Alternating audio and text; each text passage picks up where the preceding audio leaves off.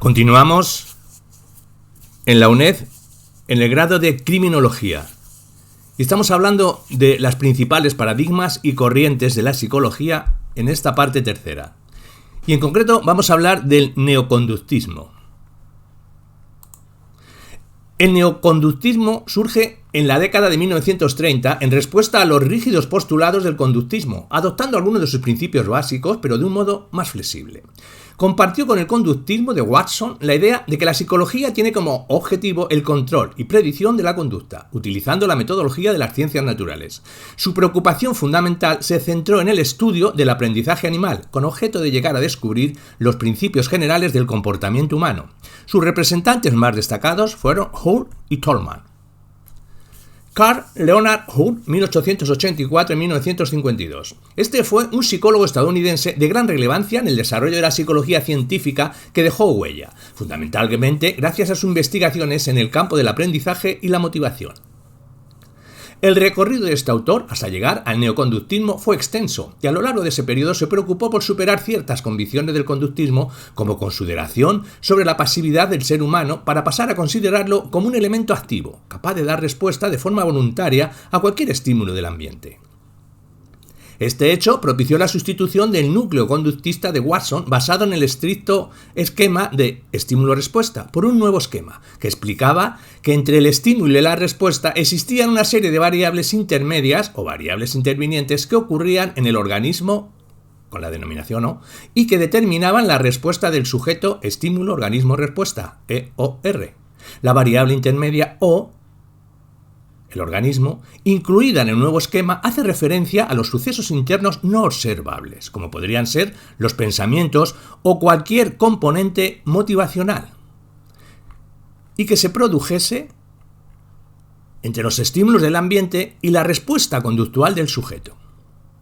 Otro de los méritos atribuidos a Hull fue el diseño y construcción de una máquina para programar tests psicológicos con la que obtuvo un enorme éxito y que dio lugar posteriormente a la creación de otros muchos más aparatos que realizarían operaciones hasta entonces atribuidas exclusivamente a los procesos mentales superiores humanos. Con ello, podríamos decir que Hull se anticipó de alguna manera a las décadas que después sería la psicología cognitiva. Fue en el año 1934 cuando Hull hizo un intento de conciliación entre las dos grandes teorías del aprendizaje, el condicionamiento clásico, encarnado por la figura de Pavlov, y el condicionamiento operante, por Thornicke, figuras de la que recibió una gran influencia. De ahí surgió su teoría de la reducción del impulso, fundamentada en la idea de que todos los organismos disponen de unos mecanismos homeostáticos capaces de ponerse en marcha ante cualquier desajuste, con el fin de mantener el equilibrio interno y la supervivencia. Ha sido posiblemente una de las aportaciones más importantes que hizo la psicología, dando un paso más allá del conductismo de Watson e introduciendo la motivación en la explicación de la conducta. Por ejemplo, cuando está en peligro la supervivencia, se dispara un impulso que pone en marcha la conducta motivada de comer o beber para reequilibrar el organismo. Otro de los representantes más destacados dentro del movimiento neoconductista fue el psicólogo norteamericano Edward Chase Tolman, 1886-1959, de quien se hablará en el capítulo 7. A Tolman en muchas ocasiones se le ha enmarcado dentro de las teorías de Gestalt, de quien adoptó su concepción molar de la conducta entendiéndola como un todo, y la importancia otorgada a la formación de mapas cognitivos necesarios para estructurar los elementos del ambiente en el espacio. Las propuestas de Hull y Tolman constituyeron un referente para el posterior desarrollo de los modelos cognitivos. La pretensión de la psicología cognitiva, que se va a analizar a continuación, era explicar cómo las personas interpretan el mundo, de qué modo reciben las informaciones sensorialmente, cómo la elaboran, cómo la transforman, almacenan y recuperan para hacer uso de ella. Y por último, cómo todo ello es utilizado para hacer planes y programar metas. En definitiva, el neoconductismo, como evolución de la corriente conductista, tomó el aprendizaje como objeto de investigación, utilizando una metodología experimental, usando pruebas de laberinto con ratas, preservando el objetivismo metodológico conductista, excluyendo de sus objetivos todo lo inobservable para centrarse en lo único observable, que era la conducta, e introduciendo como objeto de estudio las variables intervinientes del organismo, con lo que amplifica el ámbito de estudio de la psicología y abre paso al estudio de los procesos psicológicos posteriormente analizados por el cognitismo. El conductismo comenzó su declive a partir de los años 50, momento en el que surge un nuevo modelo teórico, el cognitivismo, como reacción al radicalismo conductista que dejaba de lado por completo la cognición. Hablemos de él. Cognitivismo y conexionismo. Con el objeto de explicar el complejo funcionamiento de la actividad de la mente humana, poco después de la Segunda Guerra Mundial, se comenzó a incorporar una nueva perspectiva de mediación cognitiva inspirada en la tecnología informática. Esta orientación abandona los principios asociacionistas que mantuvieron tanto el mentalismo como el conductismo y retoma los principios racionalistas. Surgieron dos modelos distintos. El primero, la psicología cognitiva, o simbólica, inspirado en la arquitectura y funcionamiento de los ordenadores, apareció en la década de 1960. Se caracteriza por concebir el procesamiento de la información como un procesamiento de símbolos o representaciones simbólicas. Posteriormente surge el conexionismo, en el año 1986, abogando por un modelo inspirado en el funcionamiento del cerebro y en el que la representación mental no eran otra cosa que patrones de activación distribuidos por una red de conexiones interconectadas. El nacimiento de la psicología cognitiva supuso un cambio radical en la explicación de los procesos psicológicos.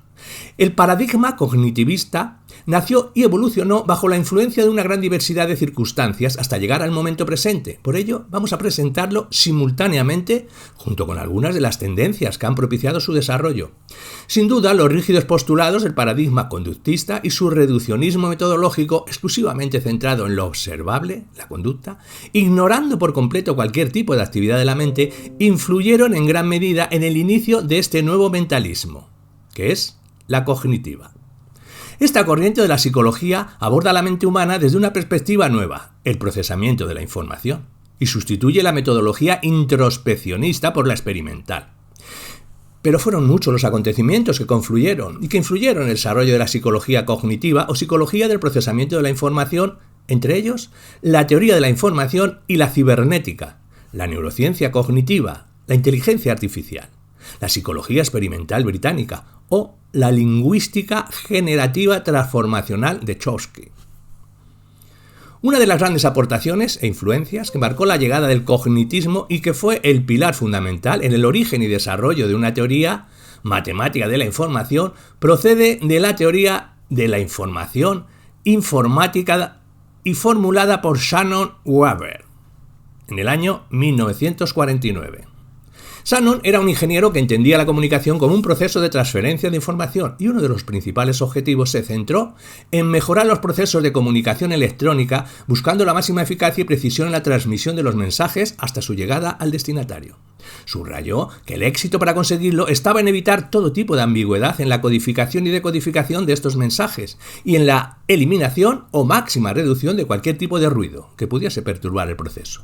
La estructura de este modelo se representa mediante un esquema compuesto de varios elementos, entre ellos la fuente de información, que es el elemento inicial del proceso de comunicación, el emisor del mensaje. Por ejemplo, puede ser la persona que marca un número de teléfono para hablar con alguien o el locutor o presentador que habla a través de la radio o la televisión. Un segundo punto sería el mensaje. Este es el contenido informativo que se pretende hacer llegar al destinatario y que desde esta teoría sería un paquete de datos codificados que se transporta a través de un canal siguiendo unas normas. Por ejemplo, tanto la persona que marca un número para hablar por teléfono como el locutor o el presentador emitirá una serie de sonidos que formarán el mensaje que pretende hacer llegar a una o varias personas que serán los destinatarios.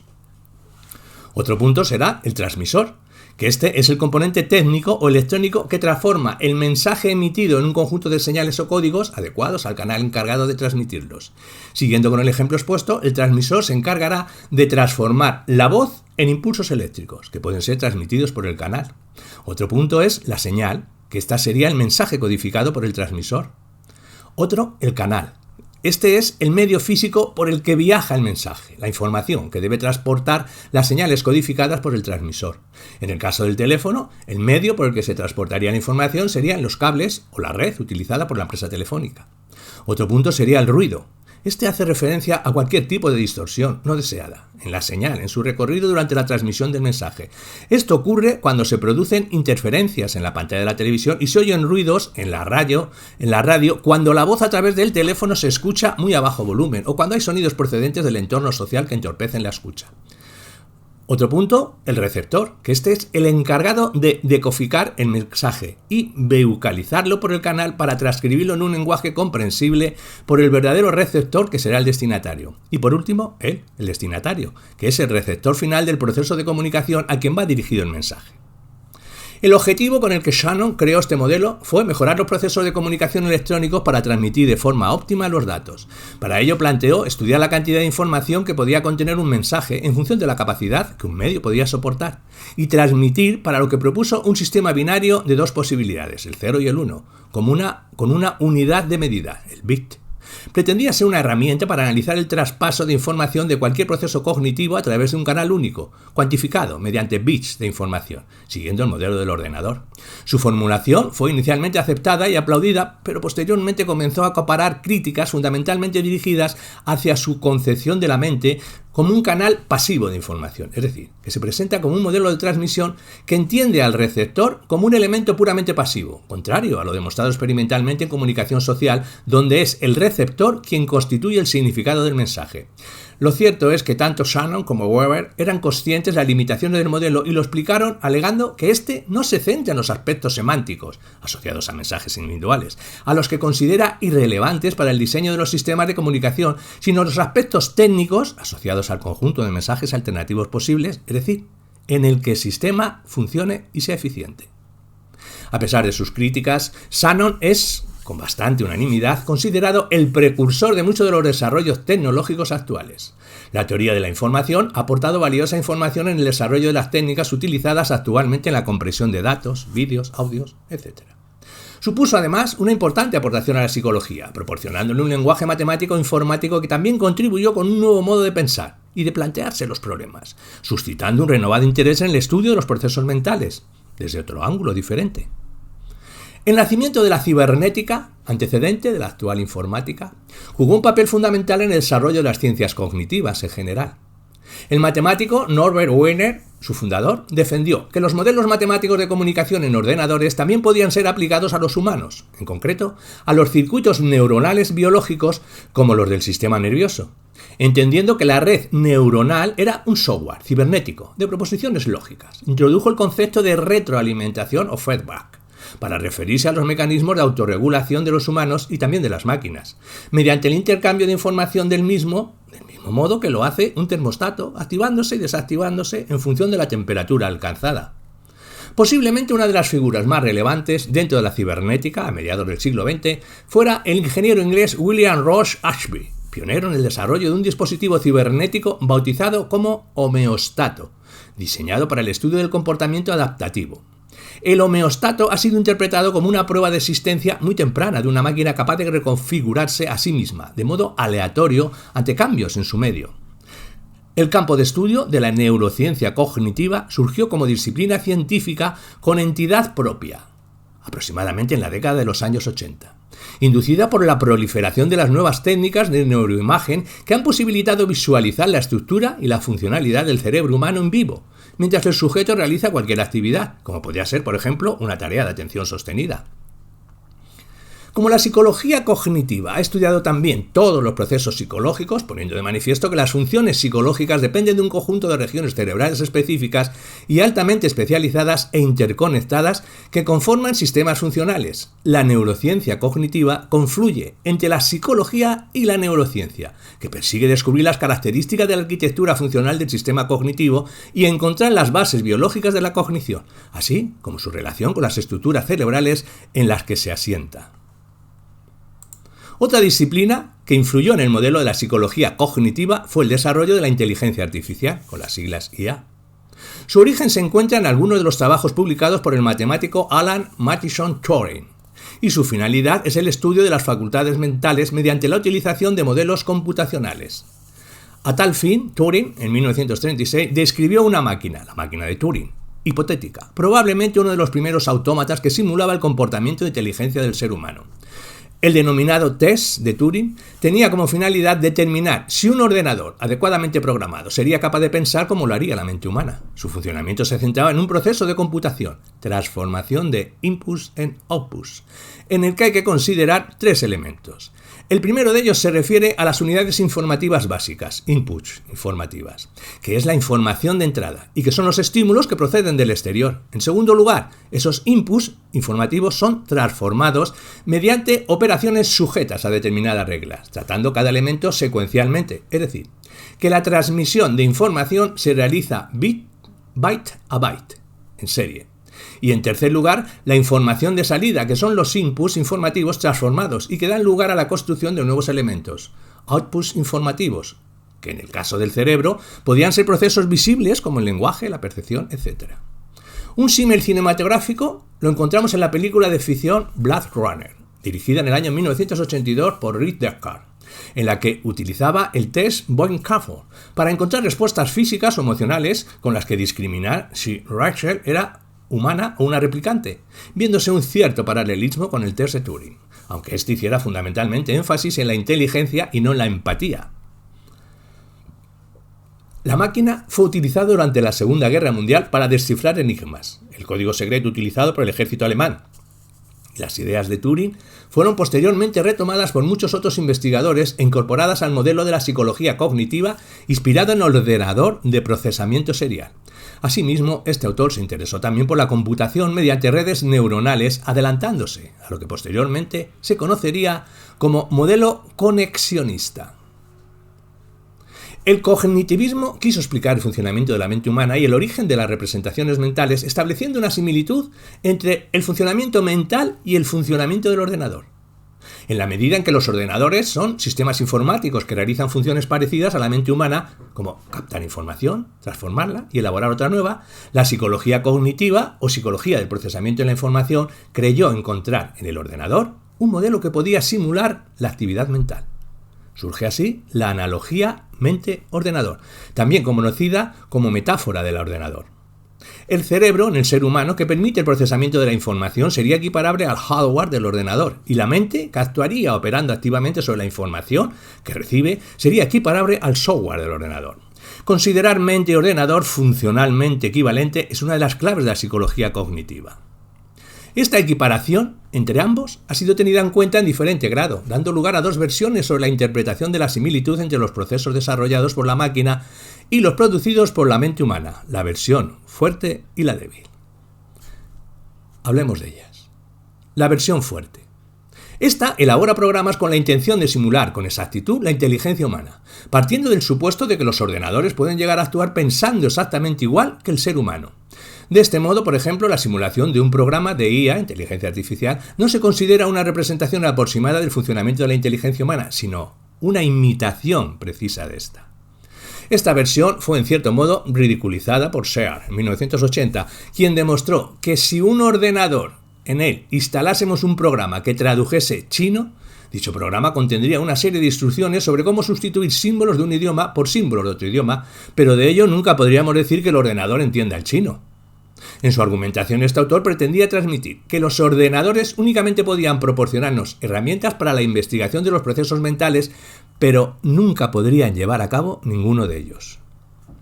Y por otro lado, de la versión débil, diremos que esta mantiene la distinción entre simulación y ejecución real, es decir, considera que los ordenadores podrían actuar como si fuesen inteligentes y simular computacionalmente algunos procesos mentales como la inteligencia humana, pero siendo conscientes de que la máquina no utiliza los mismos mecanismos que la mente humana. Esta versión, más afín a la psicología cognitiva, exhibe claras coincidencias con el pensamiento de Turing, según el cual pensar consistía en realizar cómputos, manipulando símbolos y haciendo cálculos con ellos. El cognitivismo, entonces, retoma de nuevo el estudio de la mente humana y contempla la existencia de un modelo entendido como un sistema computacional activo, la CPU del ordenador, con un único procesador central denominado ejecutivo central. Alude así al componente fundamental de la memoria de trabajo que funciona como un sistema general de control cognitivo y de procesamiento, decidiendo a qué prestamos atención y organizando la secuencia de operaciones que llevamos a cabo para realizar una acción. La mente, para computar, necesita las informaciones almacenadas en forma de representaciones mentales y también la intervención del ejecutivo central, que será el que operará con esa información, ajustándose a una serie de reglas, de forma análoga a como lo hará un ordenador. Entre los años 40 y 50 tomó cierta relevancia la psicología experimental británica, formada por un grupo de investigadores cuyos estudios fueron posteriormente adoptados por la psicología cognitiva. De todas las aportaciones al cognitivismo, probablemente merece la pena destacar la influencia ejercida por el psicólogo británico Donald Eric Bradford, 1958, pionero en las teorías del procesamiento de la información y también sintetizador de los principales resultados obtenidos por la psicología experimental americana y británica. Bradford se centró en el estudio de la atención, proceso psicológico, sobre el que se desarrolló sus aportaciones más relevantes, formulando una teoría de la atención de filtro rígido, con la que perseguía desentrañar ciertas incógnitas, como cuáles son los criterios que utilizamos para seleccionar, atender, una u otra información o qué ocurre con la información no seleccionada. Si se pierde por completo o es objeto de algún tipo de procesamiento, aunque sea de bajo nivel, y fundamentalmente dónde se sitúa el filtro selectivo de la atención. Sostenía que inicialmente procesamos de forma simultánea, o sea, en paralelo, toda la información aportada por los sentidos. No obstante, en una fase posterior, para evitar que el sistema de procesamiento se colapse, se aplica un filtro, que selecciona solo la información relevante, aquella de la que vamos a ser conscientes, dejando inactiva el resto de la información superflua, que nos pasará desapercibida. Así, por ejemplo, si estamos en un lugar ruidoso hablando con un amigo, centraremos la atención en la información que nos transmite nuestro amigo, ignorando por completo el resto de las conversaciones que tienen lugar a nuestro alrededor, de las que no seremos conscientes, de acuerdo con el modelo de Bradford. La aportación fundamental de este modelo a la psicología cognitiva estriba en su consideración del ser humano como un procesador de información activo. Por último, otra de las formulaciones que influyó en el desarrollo de las tesis cognitivas fue el modelo de la gramática generativa y transformacional propuesto por Noam Chomsky. La gramática generativa de Chomsky sostiene que las reglas gramaticales residen en la mente y que la adquisición del lenguaje se debe a estructuras neurofisiológicas innatas y universales propias de la especie humana. Estos sistemas innatos nos permiten generar todas y cada una de las manifestaciones lingüísticas de una lengua de una forma instintiva y hacer uso de ella de acuerdo con unas normas gramaticales universales. Este planteamiento, a su vez, animó a muchos psicólogos cognitivistas hacia la búsqueda de leyes universales del funcionamiento de la mente humana. Para finalizar, y a modo de resumen, se destacan a continuación algunas de las principales características que distinguen y definen el modelo cognitivista. 1. Su objeto de estudio es la mente humana, entendida como un sistema funcionalmente similar al ordenador, de ahí el surgimiento de la analogía mente-ordenador. 2. El ser humano es un procesador de información, que opera de forma activa sobre la información que le llega y elabora sus propias representaciones mentales de forma individual, bajo la influencia de su entorno, de modo que cada sujeto tendrá diferentes representaciones del mundo. 3. La mente humana, para realizar el procesamiento de la información, requiere, por un lado, disponer de dicha información, que se encuentra almacenada en la memoria, en forma de representaciones mentales, y por otro lado, requiere de un procesador central o ejecutivo central, que será el que opera sobre ella. Cuarto punto, el cognitivismo asume que la mente computacionalmente, racionalmente y no es mecánicamente, del mismo modo que Chomsky entendió el lenguaje como una expresión de la racionalidad humana, lo que implica una cierta proximidad con el racionalismo de Descartes, como se vio en el capítulo anterior. En el quinto punto diríamos que el cognitivismo, que describe la mente humana en términos de estructuras, por ejemplo, el hardware del ordenador o el cerebro humano, y de procesos que refiere a las operaciones que pueden realizar el ordenador o la mente humana respectivamente. Por ejemplo, codificar o recuperar información. Y por último, diremos que su forma de procesar la información o modelo computacional es secuencial, o sea, en serie. Es decir, una tarea va detrás de otra, y cuando una se retrasa, el sistema debe esperar. Todas estas aportaciones tuvieron una gran relevancia, sin embargo, hay que considerar que los sistemas computacionales basan sus decisiones siempre en una lógica formal, y la mente no siempre actúa de ese modo. Los ordenadores codifican, almacenan y transforman la información que les llega, pero en los humanos hay, además, un proceso de retroalimentación, dado que el procesamiento se produce de forma bidireccional. Es decir, la conducta influye, además, sobre el ambiente y que actuó sobre estímulo. En la actualidad, los modelos computacionales que pretenden simular la actividad cerebral no lo hacen mediante un cómputo secuencial, sino como un sistema de distribución paralela, que permite el procesamiento de infinidad de datos de manera simultánea. Este planteamiento es en el que se basan las formulaciones conexionistas. El conexionismo, también denominado modelo de redes neuronales artificiales, surge a mediados de los años 80, concretamente coincidiendo con la publicación sobre el procesamiento de distribución en paralelo de McClelland-Rumber y el grupo PDP, dedicado al estudio del procesamiento de distribución en paralelo, en 1986, que dio un impulso significativo al desarrollo y constitución de este movimiento. Surge como alternativa a la metáfora mente-ordenador postulada por la psicología cognitiva, tomando como modelo el propio cerebro humano. Tanto el estudio de la mente humana como la idea de que su función prioritaria es computar o procesar información son características compartidas por la psicología cognitiva y el conexionismo. Sin embargo, existen entre ellos diversas diferencias que se van a ver a continuación. El modelo conexionista tiene como objeto reproducir el funcionamiento de la mente humana, estableciendo como analogía el propio cerebro, al que consideraban como un sistema de procesamiento de información que trata de representar cadenas de proposiciones lógicas en un hardware biológico. Estas redes neuronales en las que se basa el modelo conexionista, al tener una inspiración biológica, dejan abierta la posibilidad de mejorar la comprensión de los procesos responsables de las funciones mentales. Fue Rosenblatt, 1958-60, quien, inspirado en los sistemas neuronales biológicos, propuso el desarrollo de un autómata eléctrico, asentado en bases radicalmente diferentes a la de los modelos computacionales cognitivistas.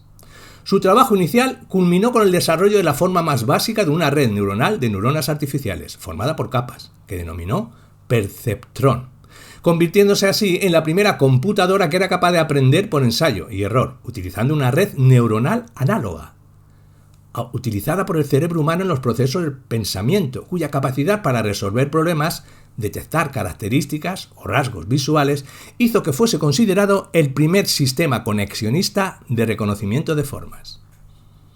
En los seres vivos, la neurona es una célula biológica, con una serie de canales que entran llamados dendritas, que funcionan como si fueran sensores que recogen la información, y un canal de salida llamado axón, que transmite la información a la dendrita de una neurona y así sucesivamente.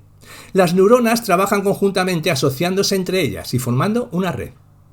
A partir de ello, el conexionismo fue evolucionando hasta desarrollar un modelo de estructura mental en el que el procesamiento computacional estaba basado en un sistema de redes neuronales artificiales, provisto de multitud de microprocesadores, o sea, nodos o unidades de procesamiento de información, que se organizan en capas y se relacionan mediante un patrón variable de nodos conectados entre sí, equiparables a las neuronas del sistema nervioso humano y cuyas conexiones serían igualmente equiparables a las sinapsis neuronales biológicas. Esta fue una de las grandes diferencias que estableció con la psicología cognitiva, que anteriormente había propuesto un modelo mental basado en un único procesador o ejecutivo central. Precisamente el hecho de que en muchas ocasiones el procesamiento que realiza el cerebro sea mucho más rápido que el realizado por un ordenador se debe a que el cerebro tiene un modo de procesar la información en paralelo. En el conexionismo, la mente deja de entenderse como un dispositivo de cómputo secuencial para entenderse como un dispositivo que funciona mediante un procesamiento distribuido en paralelo, PDP. Lo que significa que muchos de los procesamientos suceden al mismo tiempo, interactuando una célula con otra y consiguiendo un resultado mucho más eficaz que el procesamiento serial de los ordenadores. Gracias a ello, se pueden realizar grandes cantidades de cálculos complejos a la vez de un modo rápido y eficaz. Este tipo de procesamiento tiene grandes ventajas con respecto al serial, en el que si un proceso funciona lentamente, todo el resto debe esperar a que finalice y como consecuencia habrá una ralentización. Sin embargo, en el cómputo en paralelo, si un proceso va lento, el resto continúa ejecutándose por otras redes o vías. Además del procesamiento paralelo, que otorga mayor rapidez y eficacia en las tareas, otra característica destacable de la concepción de redes neuronales conexionistas es que, a diferencia de las ciencias cognitivas tradicional, no aplica reglas a las representaciones, lo que hace es modificar fuerzas de excitación entre sus unidades, en función del feedback recibido sobre los efectos de su conducta en el entorno en el que se haya producido. La información en estos modelos no se almacena en la memoria en forma de representaciones mentales como defendía el cognitismo. De hecho, no hay nada almacenado en la memoria. Solo cuando se activa el sistema, se activan las distintas fuerzas de conexión que tuvieran más peso y a partir de ahí se produce el recuerdo. El procesamiento no consiste, como decía la psicología cognitiva, en una computación de símbolos, sino en un sistema de microprocesadores que emiten señales sobre la naturaleza de la conexión, que puede ser excitadora o inhibidora, y sobre la fuerza de la conexión, que propaga la activación por la red o la reduce. Así, pasar de un valor cualquiera, de un valor 0, significa una pérdida de conexión del mismo modo que pasar de un valor 0 a cualquier otro valor implica el establecimiento de una conexión. Pero de todo ello, lo más relevante es que la red tiene la capacidad de aprender por sí misma durante el entrenamiento, modificando los pesos o fuerzas de conexión entre las distintas unidades, hasta obtener el patrón de conexiones y ofrecer la correspondiente salida deseada. Es fundamental considerar no solo el peso de la conexión, sino también el umbral, que es el valor mínimo necesario para que una unidad se active. La irrupción de la neurociencia y la robótica ha roto con el mecanismo de selección natural, introduciendo un tipo de selección artificial que ha obrado cambios fundamentales en nuestras vidas. Se han diseñado estructuras inteligentes como brazos y piernas artificiales dotadas de articulaciones y movimiento, trajes robóticos, que facilitan o entrenan la movilidad de manos y piernas en personas mayores o con discapacidad física. Y también en ocasiones se han utilizado implantes cocleares, cerebrales y a veces musculares que facilitan la visión, la movilidad e incluso la posibilidad de caminar en algunos casos. En el año 2014, la Agencia de Proyectos de Investigación Avanzadas de Defensa de Estados Unidos, después de investigar en animales la posibilidad de aumentar ciertas capacidades con la ayuda de neuroprótesis, comenzó a realizar este tipo de implantes en humanos con objeto de mejorar la memoria en personal del ejército con daño cerebral, producido por traumatismos cranoencefálicos u otras enfermedades. En la actualidad, con objeto de conseguir réplicas semejantes a los sistemas biológicos, se están desarrollando multitud de modelos siguiendo este tipo de arquitectura computacional, que simulan el funcionamiento de muchos procesos cognitivos. Posiblemente una de las ventajas fundamentales de estos modelos conexionistas sea su enfoque multidisciplinar, capaz de ser aplicado en áreas tan diferentes como las matemáticas, la inteligencia artificial, la lingüística, la informática, la neurobiología, la psicología, etc.